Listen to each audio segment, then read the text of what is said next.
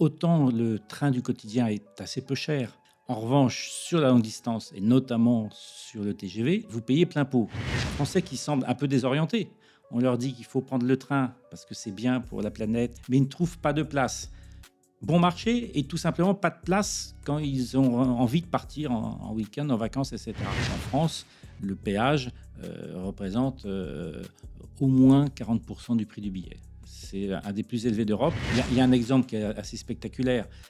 Sur Rome-Milan, ils ont baissé de moitié les péages, ils ont eu plus 70% de fréquentation.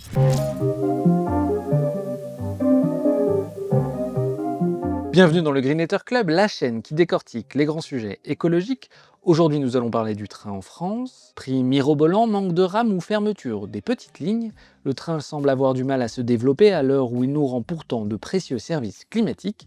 D'où cette question, le rail a-t-il un train de retard sur le climat? Pour y répondre, nous recevons Gilles Dansard, journaliste spécialiste des questions ferroviaires et rédacteur en chef du site Mobilettre. Bonjour Gilles. Bonjour Maxime. La question climatique engendre forcément à ce qu'on vienne à parler du train. Est-ce que depuis qu'il y a l'émergence des sujets climatiques, il y a un renouveau du train en France, en Europe, en termes de voyageurs? Est-ce qu'il y a une dynamique positive autour du train? C'est très net. Cette dynamique, elle a commencé à s'enclencher bien avant la pandémie. 2016, 2017, il y a eu des premiers signes assez forts d'un retour vers le train. Ça a d'abord été analysé comme la fin de la crise de 2008-2009, qui avait vu un effondrement des voyages, et notamment des voyages longue distance. Et puis, en fait, c'était plus que ça. C'est-à-dire qu'il y a eu vraiment un appétit pour le transport ferroviaire et qui n'a cessé après d'être confirmé et de se renforcer avec une parenthèse qui est celle de la pandémie. Mais finalement, si on met entre parenthèses cette pandémie, depuis 2016-2017, il y a une croissance très forte et qui ne cesse de s'accroître en faveur de déplacements par le train, que ce soit sur la longue distance ou les distances du quotidien, comme on le dit aujourd'hui. Ça représente quoi? On a du mal à se... Par exemple, sur les trains du quotidien ou sur la longue distance, en termes d'ordre de grandeur, ça représente quoi le train en France, dans la mobilité?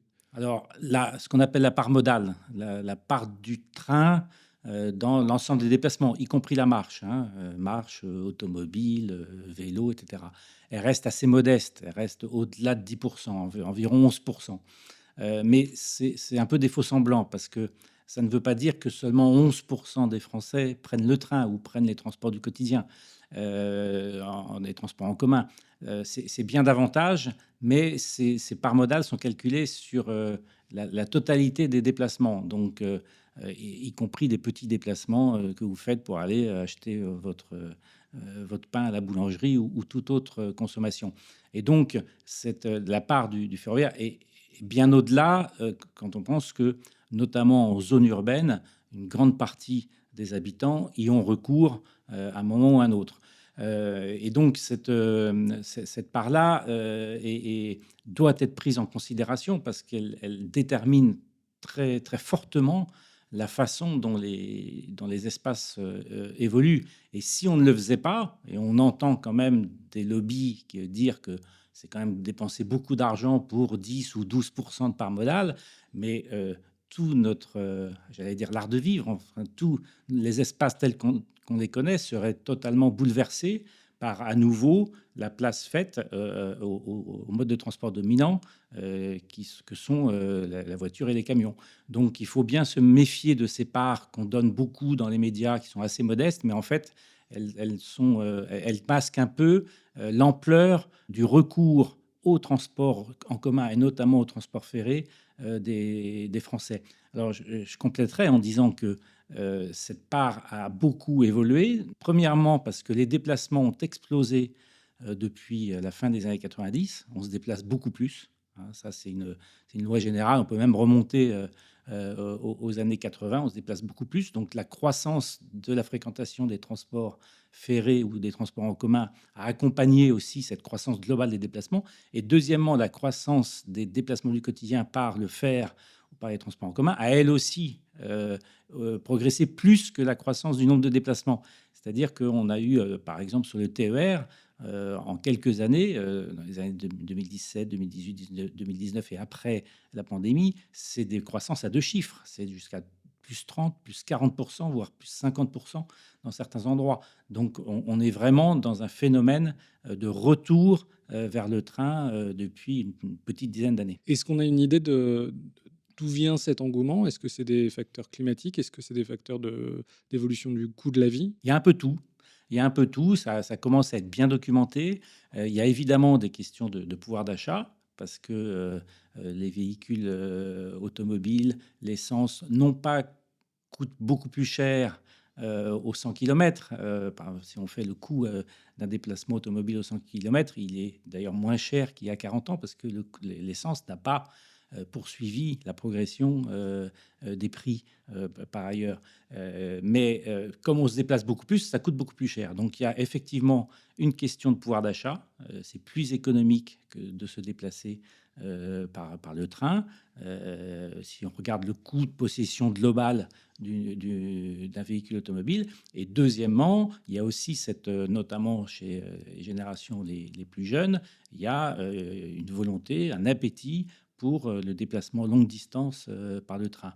Et puis on peut ajouter aussi d'autres choses, hein, c'est-à-dire les encouragements d'un certain nombre d'entreprises à venir par le TER ou le Transilien en Île-de-France, un certain nombre d'encouragements financiers, et puis aussi ces fameux parkings d'entreprises, certains disparaissent, les employeurs évoluent aussi par rapport à ça, et donc c'est un ensemble de choses qui font que il y a ce retour vers le train. Alors, quand on parle de sujets climatiques, il y a on ça nous est tous arrivé, de dire, de rencontrer des gens qui nous ont dit: «Ah ouais, moi je voulais partir en train en vacances, mais j'ai fait le calcul avec mes 2 enfants, et le couple qu'on représente, c'était exorbitant».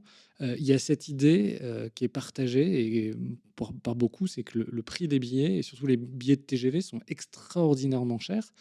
Est-ce que c'est une réalité? Est-ce que c'est vrai que les billets sont très chers? Et qu'est-ce qui explique la cherté des prix du train en France? Alors, autant le train du quotidien est assez peu cher. Quand vous prenez un abonnement, que ce soit en Île-de-France, un abonnement transilien ou un abonnement de transport en commun ou dans une ville de province, vous payez environ 30% du prix, hein, c'est une moyenne. Donc 70% du coût du transport est payé par la collectivité.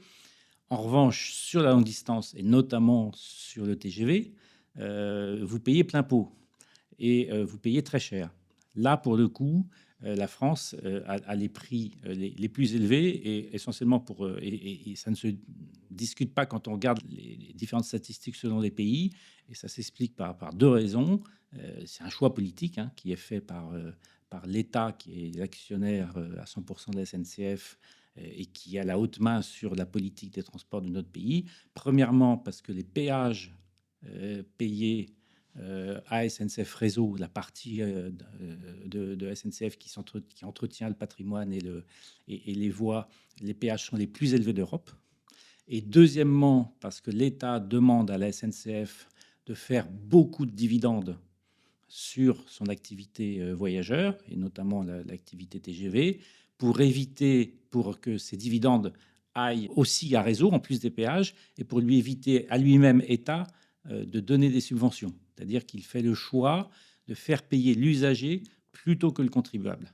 Et donc, péage élevé, marge très forte demandée à l'actionnaire, et ben ça donne des prix qui sont effectivement très élevés. Et cette perception qui est répétée, qui est confirmée dans beaucoup d'enquêtes, la SNCF et l'État essaient de dire que ben non, que finalement il y a des petits prix, etc. Mais elle s'impose évidemment à la population. Ça veut dire concrètement, si je vous comprends bien, dans un monde où le climat se réchauffe et il faudrait économiser des tonnes de carbone, l'État, au lieu de subventionner, le transport longue distance pour permettre aux gens de partir en vacances, par exemple, fait plutôt l'inverse, c'est-à-dire qu'il économise de l'argent sur le réseau en faisant payer les usagers? Oui, c'est une politique qui n'est pas écologique. Alors, il y a une complexité, mais qui s'explique aussi par un certain nombre de choix qui ont été faits pendant les années 2010. C'est qu'il n'y a pas assez de rames pour absorber toute la demande. Les taux, ce qu'on appelle les taux d'occupation des rames TGV aujourd'hui, n'ont jamais été aussi élevés de toute l'histoire du TGV en France. On est au-delà des 85% en moyenne. Souvent, on est à 100% sur 30% des trains l'été, par exemple. C'est du jamais vu. Donc, c'est vraiment, il y a une saturation, il n'y a pas assez d'offres pour la demande et il n'y a pas assez de rames. Et donc, ça explique aussi que la machine à tarification élevée marche à plein parce que on s'arrache finalement les billets de train.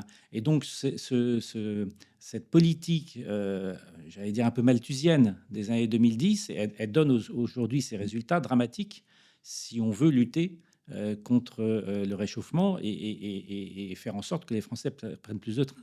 Français qui semblent un peu désorientés. On leur dit qu'il faut prendre le train parce que c'est bien pour la planète, c'est bien pour lutter contre le réchauffement climatique, mais ils ne trouvent pas de place.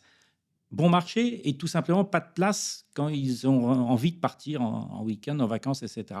Donc oui, c'est sur la durée, c'est une politique anti-écologique parce que au mi-temps des années 2010, on a fait un plan de réduction drastique du parc TGV en niant les prémices de ce retour vers le train, quand on a vu en 2016, 2017, 2018. Et c'est seulement mi-2019 qu'on a stoppé cette mise au rebut dans des TGV, alors qu'ils auraient pu encore rouler pour certains plus de 10 ans.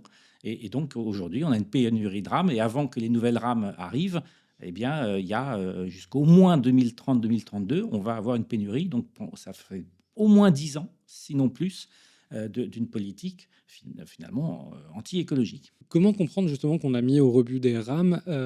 Si mes chiffres sont exacts, on avait 410 rames dans les années, alors j'ai plus les années exactes en tête, mais dans les années 2000, et qu'aujourd'hui on est autour de 360, 370, quelque chose comme ça. Pourquoi on n'en a pas recommandé d'autres? Qu'est-ce qu'on a fait de ces rames que vous dites qu'on a mis au rebut? On les a revendues à d'autres pays? Qu'est-ce qui s'est passé? Alors, la réalité est même pire que celle que vous avez en tête, puisqu'on avait plus de 500 rames. En 2012-2013, quand les programmes ont commencé à être vus, on était à 520, 530 rames de TGV. Aujourd'hui, on est effectivement 340, 350, 360. Ça dépend parce qu'il y a effectivement un peu de variation. Donc, c'est quand même des chiffres assez spectaculaires. Alors, on les a mis dans des cimetières de trains. Il y en a 3 en France. On peut aller les voir. Alors, ils n'aiment pas que des images soient faites parce que c'est assez. Ils sont où? Il y en a un dans l'Ain, il y en a un en Seine-Maritime. Enfin, voilà.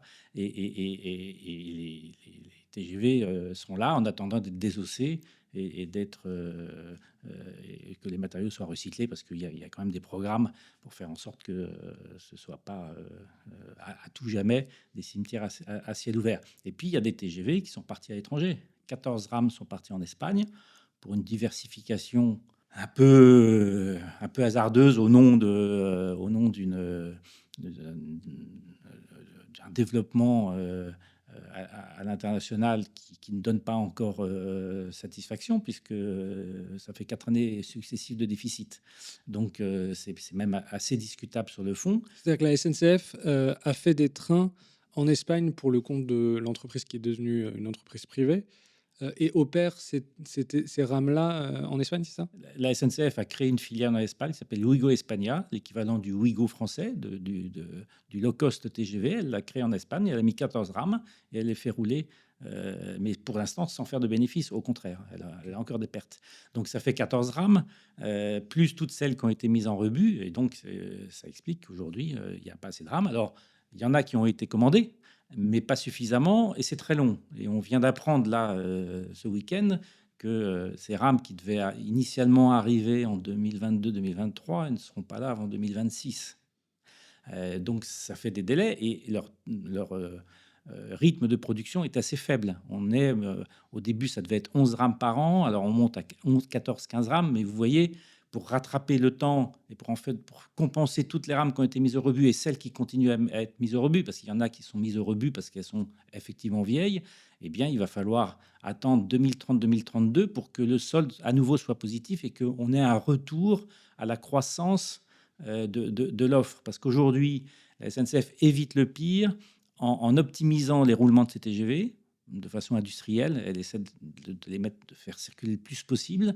Elle fait des aménagements de ces rames les plus capacitaires possibles. Elle essaie de compenser le manque de rames par une optimisation un peu de la circulation de ces TGV et de ces équipements.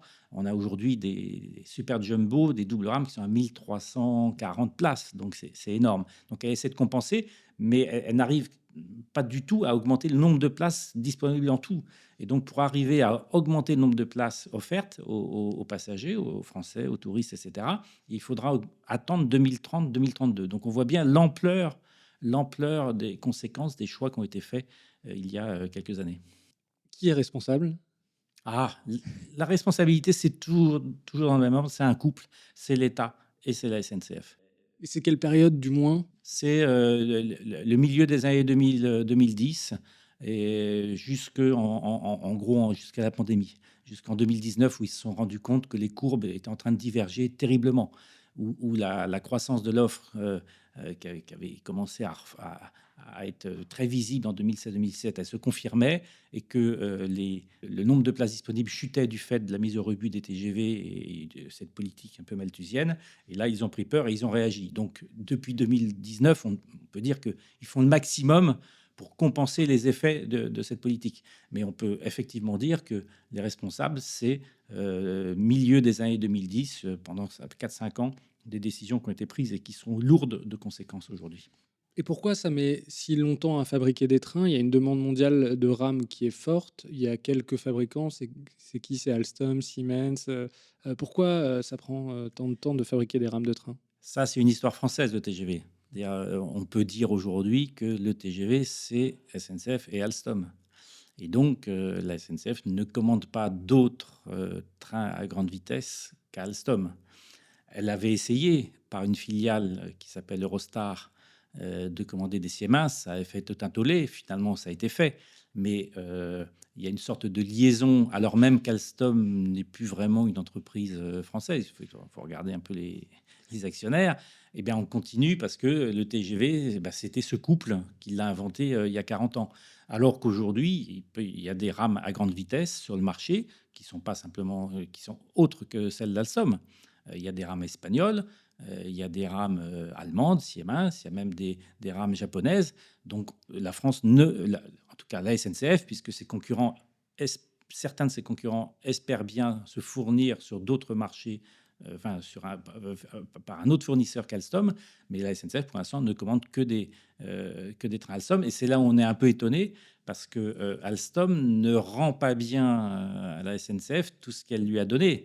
Et son rythme de production est faible. 13-14 rames par an, c'est quand même pas extraordinaire. Et donc, si par la grâce, j'avais une promotion et que j'étais élu président de la République et que j'avais la volonté de vraiment multiplier, décupler l'offre, je pourrais très bien demander à d'autres fabricants, enfin, je pourrais acheter d'autres rames ailleurs pour augmenter l'offre.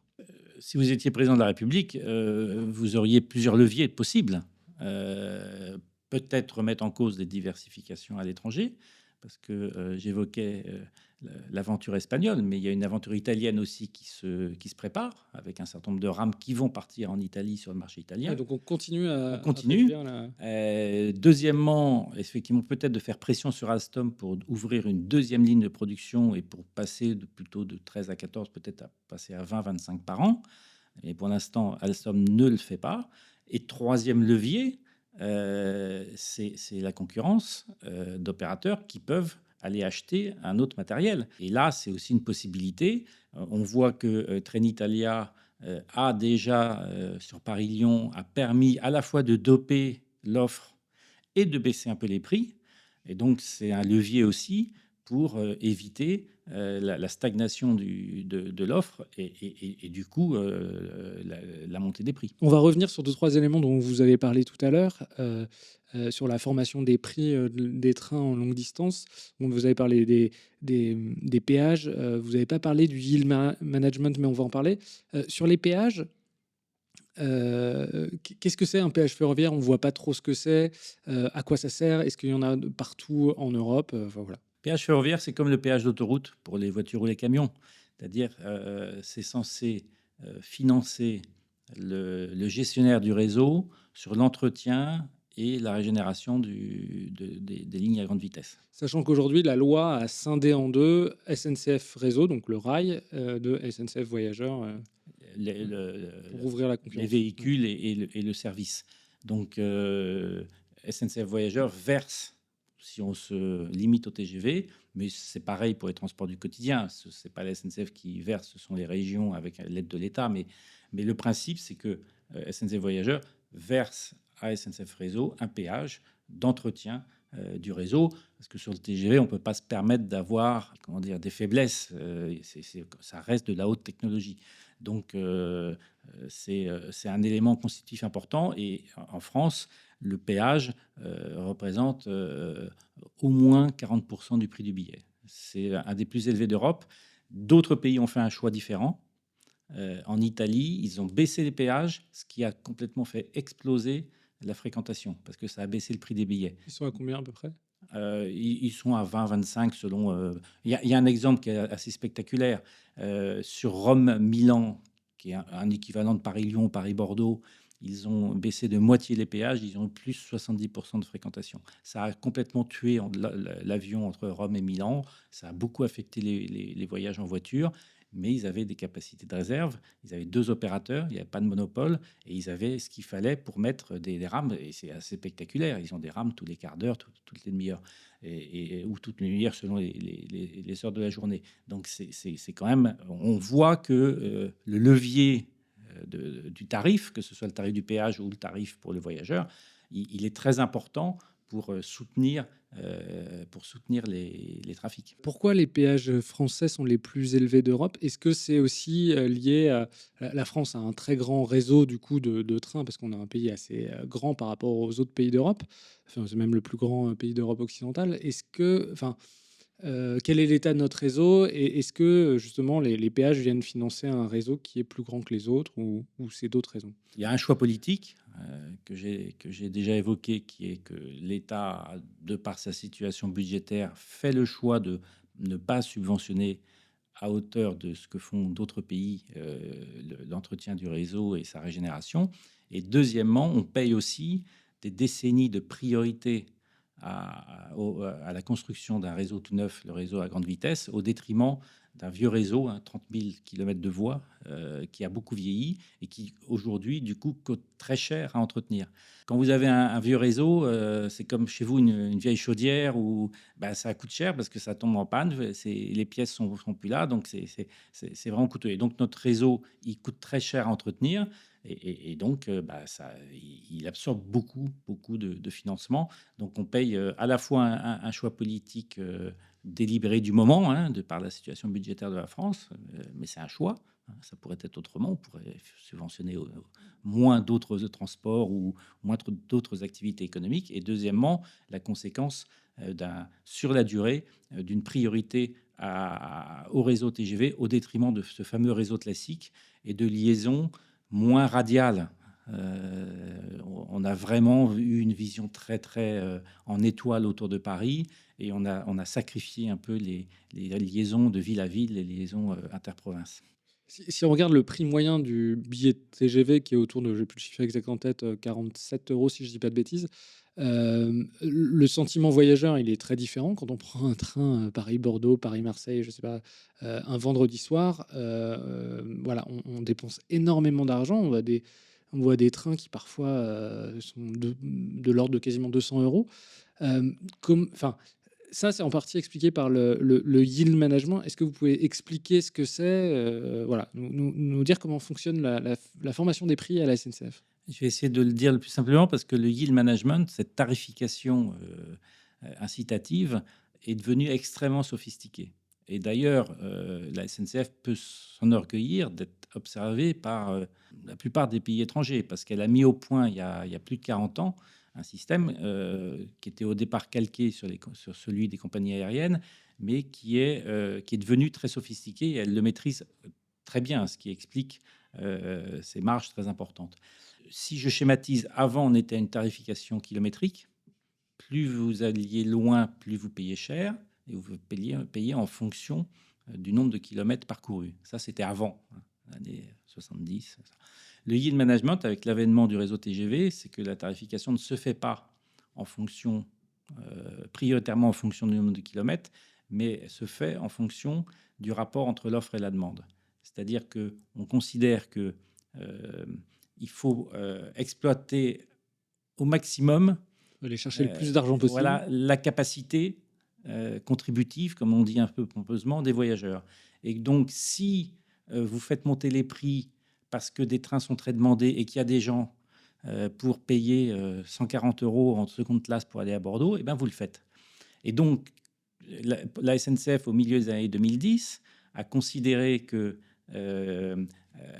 ces trains n'étaient pas assez pleins, donc elle les a mis au rebut, elle en a envoyé en Espagne, en se disant bah, ça va me redonner des marges, je vais à nouveau faire de la tension entre l'offre et la demande pour que mon yield management il redevienne très positif. Et la réalité l'a complètement satisfaite, puisque cette tension entre l'offre et la demande a fait remonter ses marges, puisqu'elle a pu vendre très cher beaucoup de billets de train. Et que donc, la perception par les Français, la perception dominante que le train est cher, elle est réelle. Certes, il y a des gens qui payent des billets à 30 ou 35 euros, mais on ne retient, la plupart des Français ne retiennent qu'une illisibilité de la tarification. Et que donc, quand on dit que le billet moyen c'est 47 euros, les gens disent mais ça ne veut rien dire, parce que moi, ma perception, c'est que je ne sais plus ce que je dois payer. Et je n'ai pas notion de ce qu'on pourrait dire un prix juste ou un prix de référence. On a à ses côtés dans un train, et beaucoup de voyageurs le font. Combien vous avez payé votre billet? Ben, j'ai payé 130 euros, ben, moi j'ai payé 40. Et c'est juste un décalage peut-être de quelques jours. Et même les cartes d'abonnement ne suffisent pas à atténuer un peu les différences. Donc l'illisibilité de la tarification renforce le sentiment de cherté qui est induit par cette tarification, par ce yield management extrêmement sophistiqué. Et ça, comment ils fonctionnent? C'est-à-dire qu'ils ont des quotas, des quotas à bas prix, des quotas à prix maximum. Est-ce que ça devient très cher juste avant de prendre le train? Est-ce qu'on a un peu une idée de comment cet algorithme-là fonctionne? Sous la pression, ils ont commencé à lever un peu un coin du voile. Ils ont admis assez récemment qu'il y avait environ une quinzaine de tarifs et qu'ils passent de l'un à l'autre en fonction de l'évaluation qu'ils ont de la demande sur tel axe à tel moment. Donc, ils ont des gestionnaires de ligne qui vont voir, je sais pas, évidemment, les trajets pour les vacances, mais aussi des compétitions sportives, des phénomènes un peu des foires, par exemple, des fêtes, etc. Donc, ils ajustent et ils font passer les places d'un quota à l'autre en fonction de cette évaluation. Donc, quand ils voient, par exemple, qu'à Strasbourg, il y a une grande attraction pour les marchés de Noël, eh bien, il y a très, très peu de quotas de places à prix réduit et ça monte très, très, très, très haut. Et puis finalement, les gens, bah, ils ont envie d'y aller, ils payent très chaud, très, très, très haut. Donc, ils jouent, c'est pas très transparent, mais ils jouent avec cette quinzaine de quotas et de places tarifées en fonction oui, de l'offre et de la demande et de la façon dont ils évaluent la demande. Et donc l'État là-dedans dit pas c'est un service public, il faut qu'il y ait tant de places au moins à ce prix-là, non. Le président de la SNCF, PDG de la SNCF, Jean-Pierre Ferrand, vient de dire que le TGV n'était pas un service public. Et l'État, ça lui va très bien, ça, puisqu'il fait des marges vraiment, vraiment très fortes. Il n'y a pas une transparence de l'activité TGV elle-même, mais on sait quelle est la marge de SNCF Voyageurs. Et elle est à milliards, à plusieurs milliards. Donc, C'est de l'ordre de quoi à la marge de SNCF Voyageurs, elle était à plus de 3 milliards l'année dernière. Donc, et ce ne sont ni Transilien, ni TER, ni les Intercités qui génèrent ces marges. Donc, en raisonnant par défaut, on voit bien que c'est le TGV qui produit ces marges. Juste pour comprendre et qu'on mette en regard par rapport au train du quotidien, typiquement le RER, moi j'ai essayé de comprendre la tarification des billets de RER. C'est des pages et des pages, c'est assez compliqué, mais en gros, il y a une constante et puis une variable au kilomètre. C'est à peu près ça. Oui, ça a été, si on parle de la région parisienne, hein, Pardon, du TER, je voulais dire. Du TER. Ouais. Alors, TER, il y a une liberté tarifaire des régions aujourd'hui. Donc, les régions, depuis plusieurs années, font ce qu'elles veulent. l'État leur a accordé, au bout d'un long combat, hein, qui a duré très, très nombreuses années, a accordé aux régions leur liberté tarifaire. Donc elles fixent les tarifs comme elles le souhaitent. Donc elles font pas n'importe quoi, c'est-à-dire elles obéissent quand même à des, comment dire, à des calculs, hein, notamment sur la part des péages, etc. Mais globalement, elles font ce qu'elles veulent et ça donne des tarifications très différentes d'une région à l'autre. Et ce qu'on appelle, essayer d'être très simple sur la définition de cette règle, un taux de couverture qui peut varier d'une région à l'autre. Qu'est-ce que c'est le taux de couverture? C'est la part que l'usager paye dans le coût global de son déplacement. Et aujourd'hui, la moyenne, elle est de 30%, mais dans certaines régions, on est descendu à 15%, parce que la tarification est très basse, et dans d'autres, on est plutôt à 40, voire un peu plus. Donc on voit bien que les régions ont décidé de faire leur propre politique. Certaines veulent des tarifs très bas pour faire venir plein de monde dans leur train, mais elles réduisent un peu leur capacité d'auto-investissement. D'autres ont considéré qu'il fallait privilégier l'augmentation de l'offre, donc elles financent des rames en plus, etc., pour avoir beaucoup plus d'offres disponibles pour, à long terme, avoir vraiment une attraction supplémentaire du train. Donc on voit bien que c'est des politiques un peu différentes. Toutes les régions ont envie d'avoir plus de monde dans les trains, mais certaines privilégient un peu le court terme.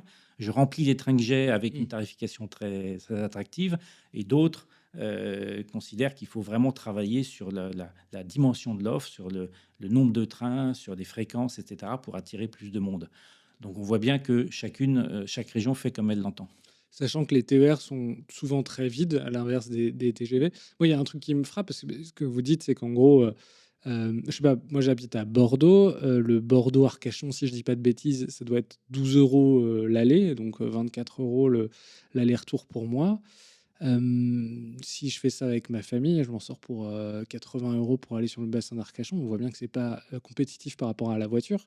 Il y a un paradoxe, on se dit le train est extrêmement subventionné par les régions pour le train du quotidien, et en revanche, on se dit bah quand même c'est beaucoup trop cher et je vais pas le faire.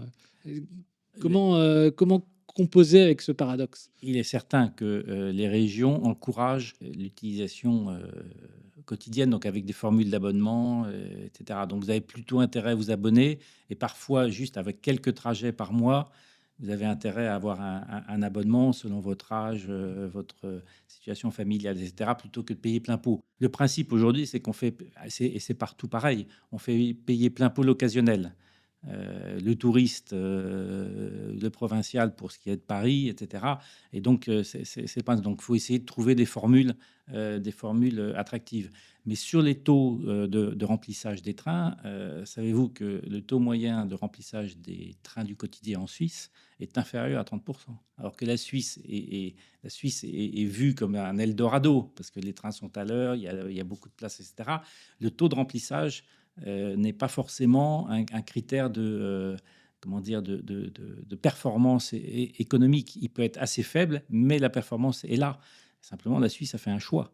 Ils subventionnent énormément leurs activités ferroviaires, et du coup, la part modale du train en Suisse est bien supérieure à celle de la France. Donc c'est un choix politique en faveur de l'écologie, en faveur du train, en faveur de la réduction de toutes les nuisances des trafics routiers, automobiles, etc. Et ça donne des résultats. Donc on voit bien qu'on en revient toujours à un choix politique. Et donc, quand on essaie de se comparer, il faut tout comparer.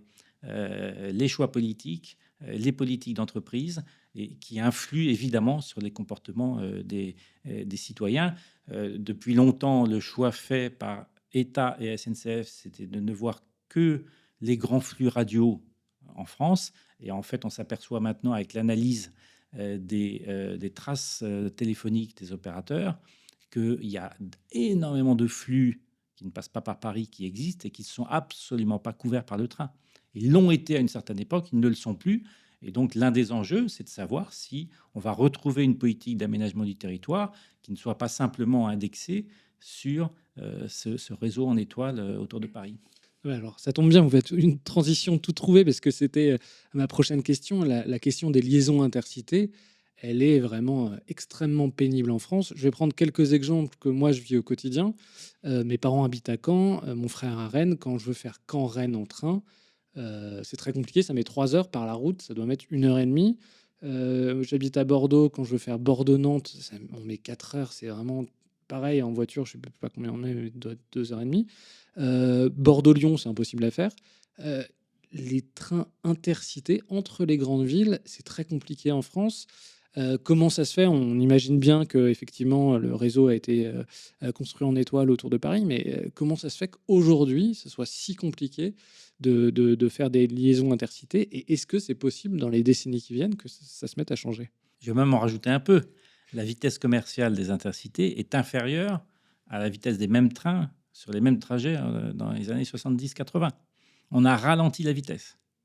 C'est-à-dire, C'est-à-dire c'est que combien à peu pour près? aller de Paris en Normandie, hein, que vous citiez Caen, on perd environ un quart d'heure par rapport ou voire 20 minutes par rapport aux meilleurs horaires d'il y a 50 ans. Et c'est quoi la vitesse, la vitesse commerciale? Ah, normalement, elle devrait être à 160 et souvent on a baissé et on a un peu détendu. Donc, ce qu'on appelle détendre les marches en gage ferroviaire, c'est qu'on a pris un peu de marge. En fait, on a sacrifié Ce réseau-là. ce réseau-là, alors qu'il y a il y a sur beaucoup d'origine-destination, comment dire, toujours en langage ferroviaire, il y a du monde, mais on les a sacrifiés.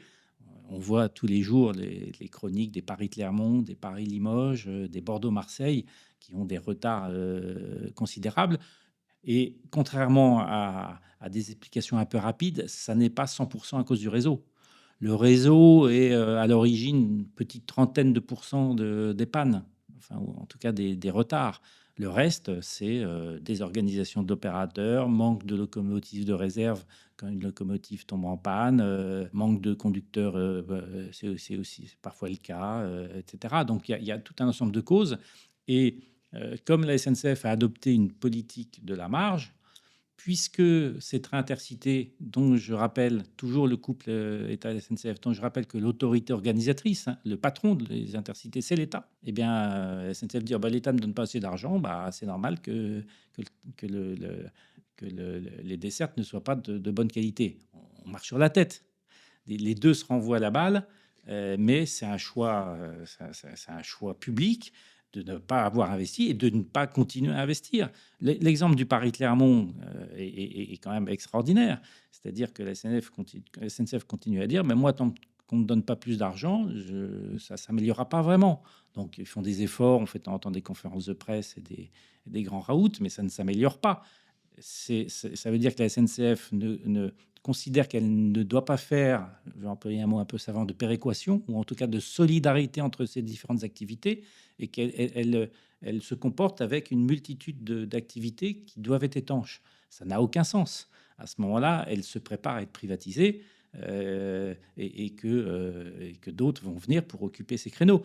La SNCF a toujours été une entreprise puissante parce que elle assurait la péréquation entre tous ces trafics. C'est-à-dire que le Paris-Bordeaux, bon, c'est pas le bon exemple parce que c'est la TGV, mais une Paris-Lyon ligne finance Paris-Clermont. le Paris-Clermont pour aller vite. Et ça, c'est ce qu'on, voilà, c'était un fonctionnement historique.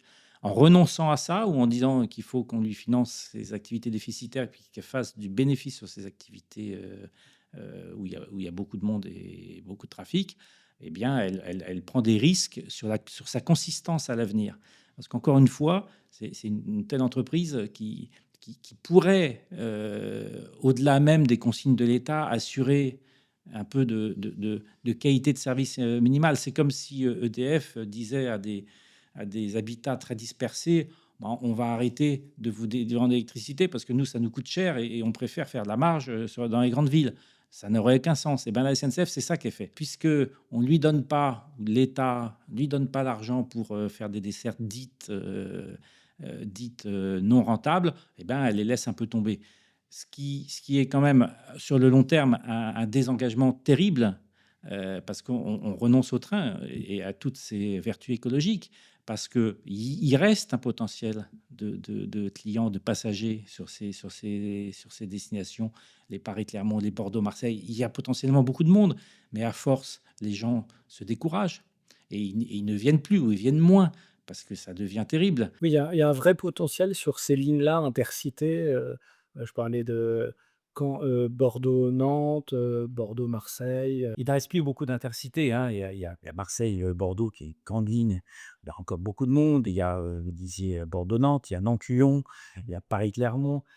Bon, il y a encore du monde, il y a encore du potentiel. Et puis toutes ces liaisons qui ne sont plus assurées et qu'on demande aux voyageurs d'enquiller du TGV, du TER, et cetera. Il y aurait un avenir pour le retour d'un train classique un peu longue distance, mais ce n'est pas du tout le choix qui a été fait. Le choix, ça a été au milieu des années 2010 de transférer la plupart des lignes Intercités aux régions, qu'ils ont transformées en lignes TER. Et du coup, les lignes TER sont de moins grande ampleur. Mais je prends une ligne, par exemple, entre Orléans et Nantes, Orléans-Nantes, le Croisic, elle a beaucoup de succès. Et c'est fait un accord entre la région Centre-Val de Loire et la région des Pays de la Loire. Il y a beaucoup de monde. Et donc, il y a du potentiel. Et encore une fois, il y a beaucoup de déplacements. À Rennes-Toulouse, il est infaisable de faire par le train, sinon de faire comme le recommandent les moteurs de la SNCF, de passer par Paris, par deux trajets en TGV. Il y a beaucoup de flux. Donc, on pourrait imaginer un Rennes-Toulouse en direct par voie classique ou un mix voie TGV, voie classique. Donc, il y aurait beaucoup de choses à faire, mais ce n'est pas la voie qu'ont pris l'État et la SNCF. Alors Gilles, tu as beaucoup de chance parce que j'ai été élu président de la République. Avec un peu de volonté politique, là-dessus, on pourrait remettre en selle un vrai transfert intercité ferroviaire où il y a encore des freins en termes de rames, en termes de, tu disais, conducteurs, etc. Ça reprendrait quand même quelques temps avant de rebâtir des lignes vraiment euh, en pleine santé. Disons qu'il te faudrait 2 mandats pour voir les premiers résultats. Le temps ferroviaire est forcément un peu long. C'est pas simple parce que ce qu'on appelle les sillons, hein, qui Des pensions. qu'on réserve pour faire circuler les trains, c'est une mécanique un peu compliquée. Puis il y a un temps ferroviaire est très sûr, donc il y a beaucoup de raids d'exploitation qui tendent à le sécuriser. Donc c'est des temps un peu longs, mais il y a des choses à faire. Il y a des choses à faire, que ce soit avec la SNCF ou avec des nouveaux opérateurs qui ne sont pas forcément, comment dire, des grands acteurs capitalistes. À la limite, la SNCF est plus capitaliste dans sa volonté de chercher les marges que ces nouveaux opérateurs qui, s'ils viennent, n'auront des bénéfices qu'au bout de 10 ans, hein.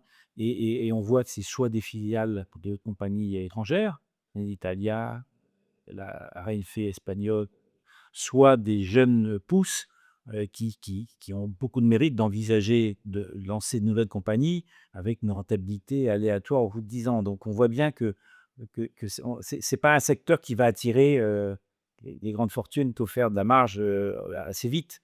Donc, mais ce sont des compagnies qui pourraient répondre à des besoins que la SNCF et l'État ont délaissés.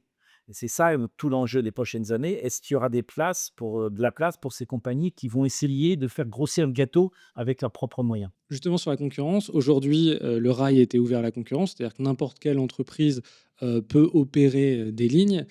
Qu'est-ce qu'il en est? Est-ce que ça risque d'augmenter l'offre de trains? Et quels sont les différents acteurs qui, aujourd'hui, sont en gestation, se positionnent sur des nouvelles offres? Pour simplifier, il y a 3 grandes catégories d'acteurs. Des filiales de grands groupes étrangers.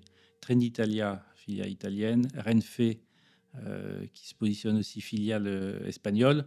Eux, c'est des cadors en Europe. Et ils essaient de venir en France parce que les Français sont allés chez eux, hein. C'est vraiment pas du donnant-donnant, mais c'est vraiment la concurrence entre puissants. Deuxième catégorie, des entreprises de transport public qui vont sur les marchés TER en province et Transilien en Île-de-France. Donc c'est Transdev, une boîte pour l'instant française, Caisse des dépôts actionnaire, et RATP Dev, filiale de la RATP, et qui veulent prendre des marchés de TER, de RER, etc., en province et à Paris. On discutait tout à l'heure et tu disais que c'était énorme la part sur les trains, ceux qui opèrent en Île-de-France. Au passage, effectivement, l'Île-de-France, sur les 15 000 trains qui circulent tous les jours, il y en a 8 à 9 000 en Île-de-France. Donc c'est une part extraordinaire. Donc ce marché-là, il s'ouvre aussi et il aiguise les appétits de Transdev, de RATP Dev, qui sont des sociétés françaises aujourd'hui. Puis troisième catégorie d'opérateurs, Ça, c'est sur la longue distance, ce qu'on appelle des startups, des boîtes qui essaient de mobiliser des capitaux pour acheter des rames et faire ce qu'on appelle de l'open access, c'est-à-dire elles ont le droit de venir à un certain nombre de conditions, hein, d'obtention de certificats de sécurité, etc., de venir sur le réseau pour concurrencer la SNCF sur la longue distance. Et là, il y en a plusieurs qui essaient de se monter. La plus avancée s'appelle Proxima, par une ancienne directrice du TGV en France qui est partie il y a quelques années, Rachel Picard, et qui monte sa propre compagnie avec un fonds d'infrastructure et qui a mobilisé 1 milliard d'euros pour acheter des rames à Alstom. Oui, donc c'est sérieux. C'est sérieux, ça y est. Et là, c'est vraiment le projet le plus abouti pour l'instant, avec une perspective 2028-2029 d'avoir sur Paris-Bordeaux, notamment Paris-Rennes, d'avoir des rames Proxima qui ne soient pas celles de SNCF, et puis d'autres qui ont un peu de mal pour l'instant, mais qui vont peut-être y arriver à mobiliser ces centaines de millions d'euros pour acheter des rames, qui s'appelle Le Train, qui est basé à Angoulême, Bordeaux, et qui veut rénover. Il ne veut pas faire du radial Paris-Bordeaux, Paris-Rennes, il veut surtout refaire de la circulation interrégionale. Par exemple, du Rennes-Bordeaux, du Arcachon-La Rochelle, du Tours Bordeaux, etc.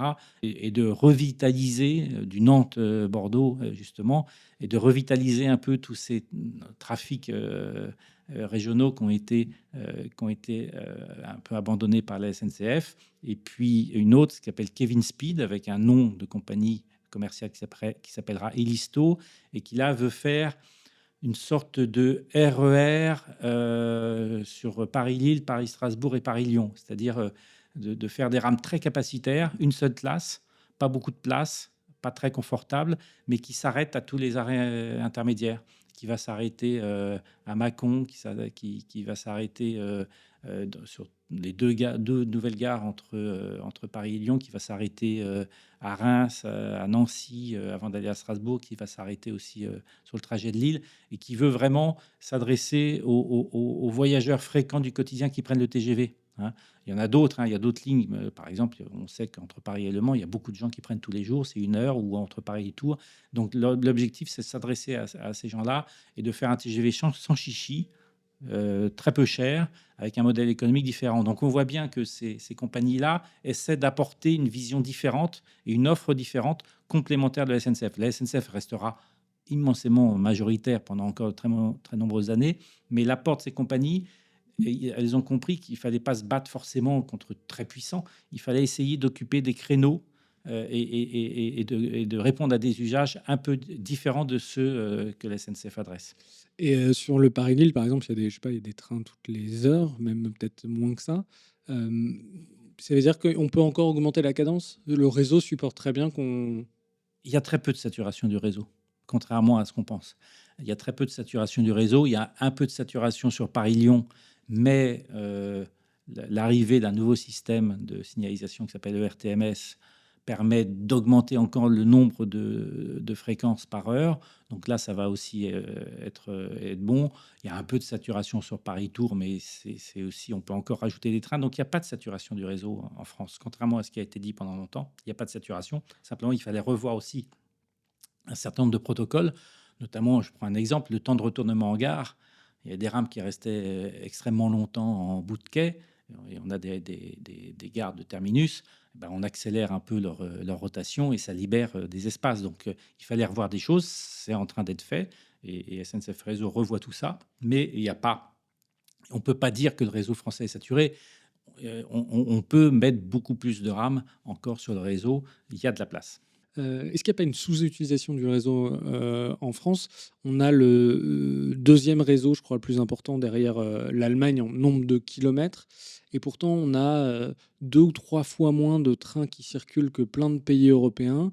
Bon, après, c'est difficile de comparer les Pays-Bas ou la France, par exemple, parce que c'est évidemment le train s'y prête beaucoup plus aux Pays-Bas. Mais quand même, est-ce qu'il n'y a pas une sous-utilisation de notre réseau? C'est tout à fait juste. Le réseau est sous-utilisé si on considère sur 24 heures, hein, voyageurs plus fret, il est sous-utilisé de par la priorité à des rames très capacitaires.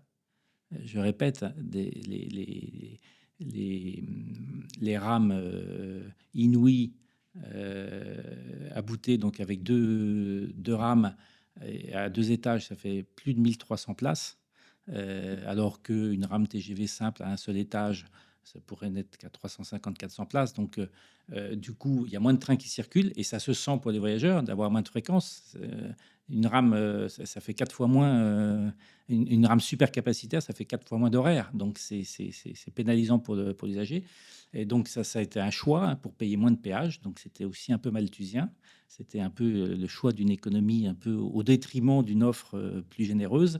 Et puis aussi, oui, tout simplement, on n'est pas au niveau d'offre que peuvent offrir les Italiens sur leur réseau, ou même les Espagnols, ou même les Allemands. Il n'y a pas assez de trains sur le réseau, il y a une sous-utilisation du réseau.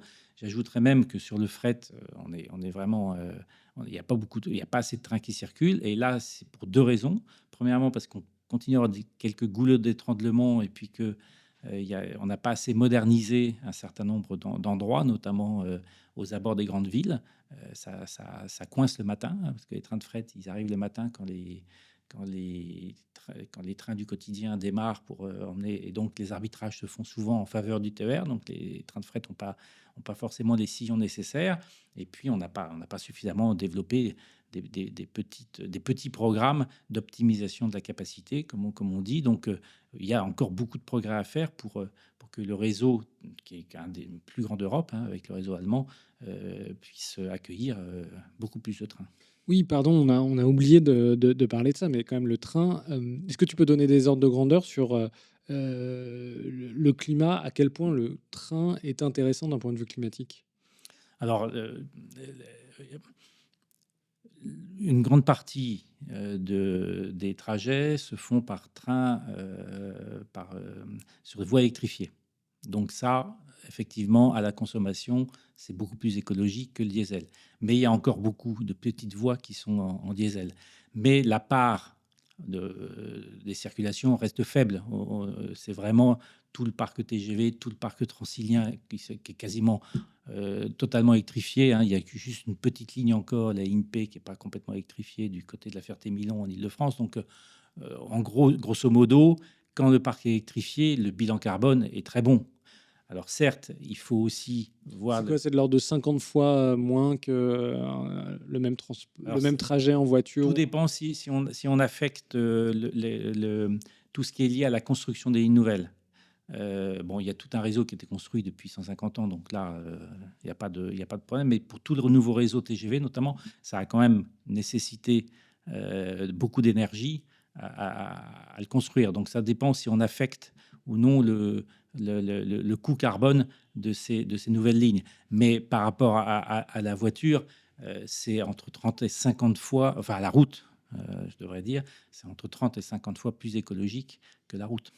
Et encore plus pour le rail et même pour les trains qui circulent au diesel parce qu'effectivement, il y a une grande partie des et ce qui est paradoxal, c'est qu'il y a, l'immense majorité des trains, je sais plus, c'est plus de 90, sont électrifiés, des voyages en train. En revanche, sur le réseau, il y a une trentaine de pourcents du réseau, je sais plus, ou Qui même plus, n'est pas électrifié. pas électrifié, qui roule au diesel. Mais même quand ça roule au diesel, c'est quand même bien Sauf s'il y a très moins. très peu de monde dans les trains. Il faut rapporter ça au nombre de voyageurs. Il y a plusieurs types de calculs. D'accord. Mais là, il y a plusieurs solutions qui émergent, notamment les trains à batterie ou les trains à hydrogène, qui là sont quand même beaucoup plus sains d'un point de vue écologique. Il y a un retour en grâce du train de nuit. On a jusque dans les années 2010 fermé un très grand nombre de lignes. Je crois qu'il en restait plus que 2. Aujourd'hui, on se met à en réouvrir.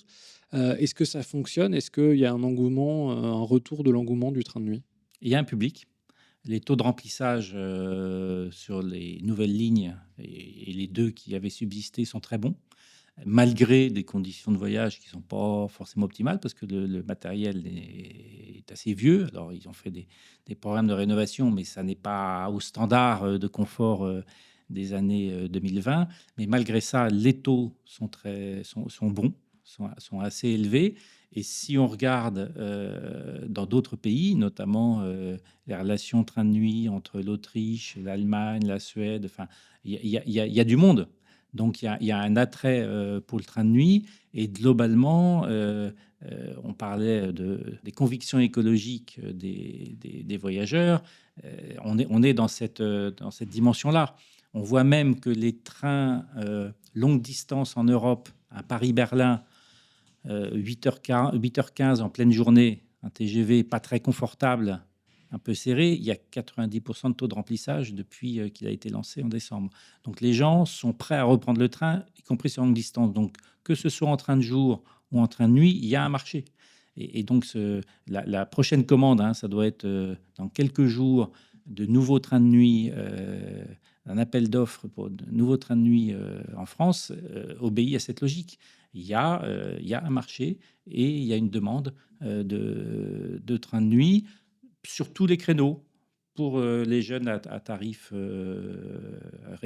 modeste, à prix modeste, pour une clientèle plus huppée, l'art du voyage avec ces fameuses voitures-restaurants, aussi pour une clientèle d'affaires qui considère que finalement c'est assez économe par rapport à un avion, une nuit d'hôtel, etc. Donc il y a tout un ensemble d'usages qui aujourd'hui pourraient être touchés par le train de nuit.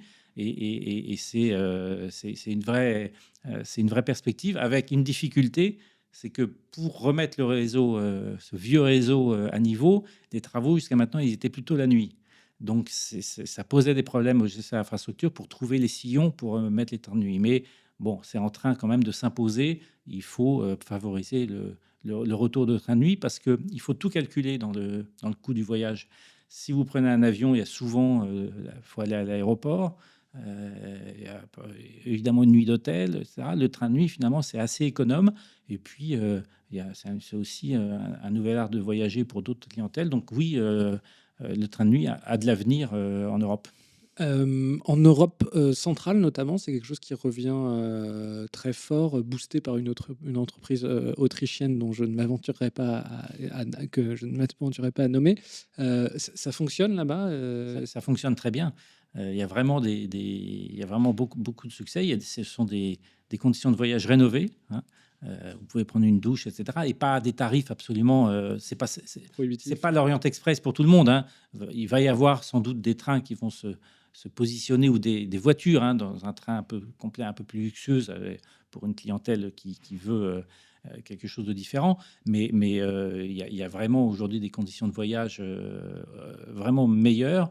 Et vous arrivez sur votre lieu de destination, vous avez pu faire votre toilette, etc. Enfin, et sinon, pour les budgets les plus modestes, dans les gares d'arrivée, vous avez des douches, etc. Donc, il y a toute cette économie du train de nuit qui est à réinventer.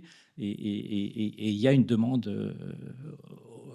Vraiment, ça se fait par rapport à, à la pénibilité du voyage en voiture et au rejet du voyage en avion sur la courte distance. Oui, Greenpeace qui avait sorti une étude l'année dernière, si je dis pas de bêtises, montrant que le train en France, en tout cas en partance de la France, était 2,6 fois plus cher, je crois, que l'avion sur les distances qu'ils avaient analysées, jusqu'à 30 fois sur des voyages intra-européens, je sais plus, c'était Londres-Barcelone par exemple, choses comme ça.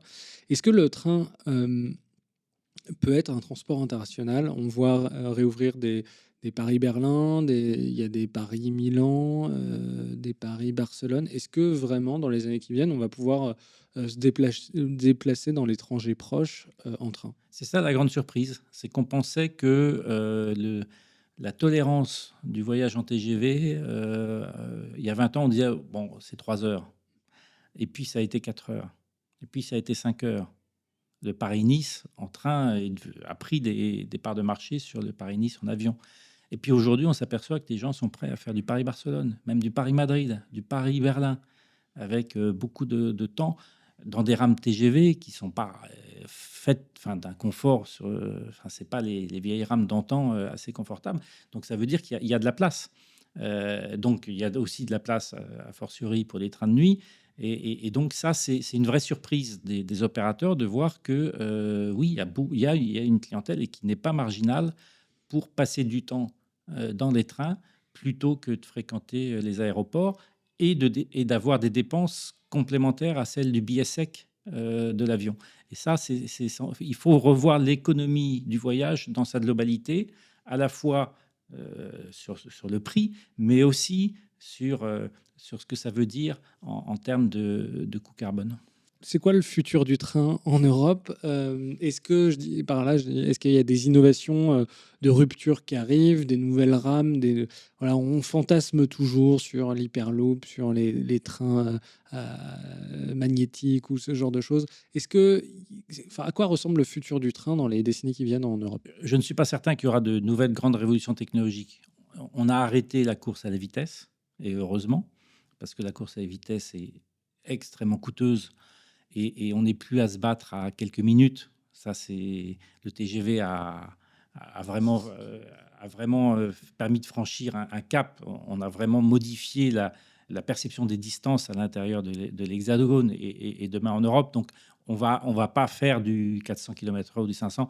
Ça, je ne crois pas du tout à un retour de la performance technologique. Donc là, il n'y aura pas de modification. En revanche, ce qui va être révolutionnaire, c'est la capacité de l'ensemble des acteurs, y compris les acteurs publics, à faciliter les correspondances entre les modes, ce qu'on appelle la multimodalité, c'est-à-dire de faire en sorte que, Ou l'intermodalité? ou l'intermodalité, de faire en sorte qu'on puisse encore plus facilement, à la fois physiquement dans les gares, accéder à des bus, à des vélos en libre service, à des vélos en location ou à des bus, etc.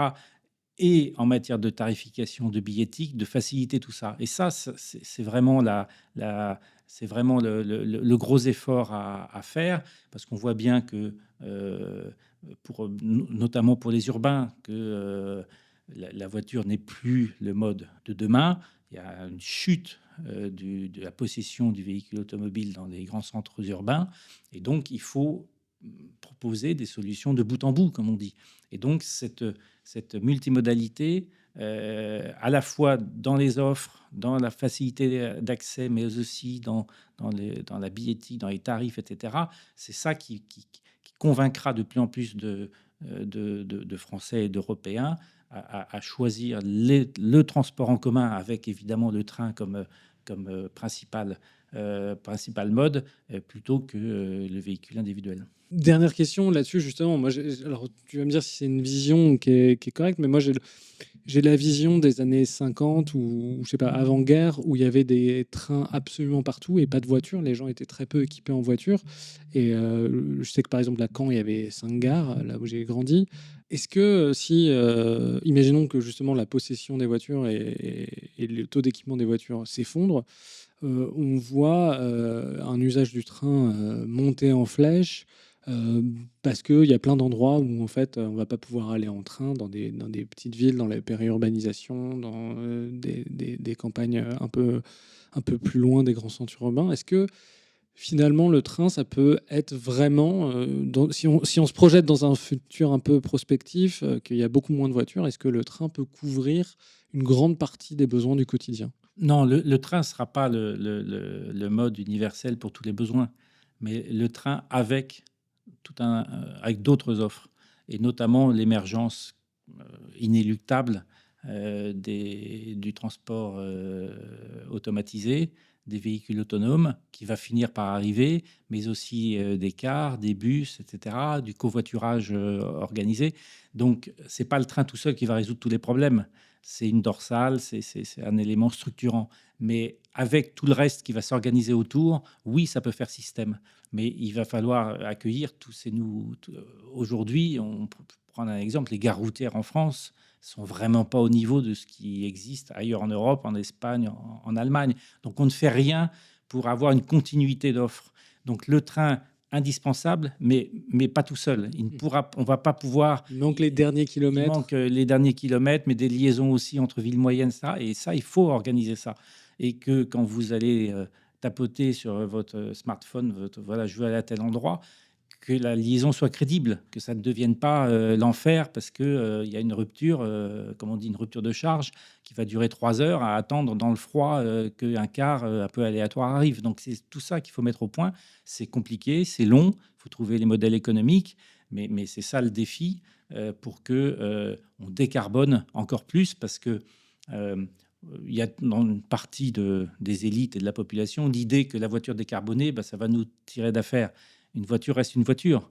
et son rôle dans l'espace va pas être modifié. Elle prend toujours de la place, Autant de autant difficile à fabriquer, difficile à fabriquer avec tout son bilan de fabrication qui est pas bon. Donc, il faut envisager des alternatives, mais les alternatives, elles sont forcément des alternatives système avec le train comme élément constitutif, mais il ne fera pas tout seul tout ce qu'il faut faire pour échapper à cette domination du véhicule individuel. Gilles Dansart, un grand merci d'être venu au micro du Greenetter Merci Club. à toi. À bientôt.